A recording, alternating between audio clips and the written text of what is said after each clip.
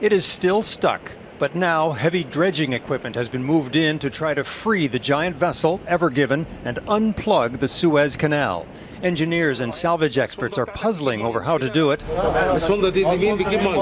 The company that owns the ship has apologized. Officials suggest a wind and dust storm may have caused it to run aground. One maritime expert thinks speed may have been a factor for a vessel that is almost a half-kilometer long. It went a little too fast, but when you're a little too fast and you made a little error, it's hard to correct it. Global trade is being slowed, oil prices have risen, perishable foods could be lost. An astounding 12% of global trade passes through the canal. Dozens of ships, some carrying thousands of containers, now sit idle. Satellite images show the number of ships standing by is growing. The impact on Canada wouldn't be immediate, but will be felt.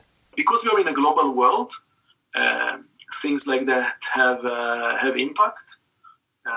So, a price increase in Europe, more backlog in Europe, clearly something that is impacting here as well. The Suez was one of the world's engineering marvels when it was constructed in the 19th century. It has been deepened and widened over the decades as global trade has come to depend on it even more.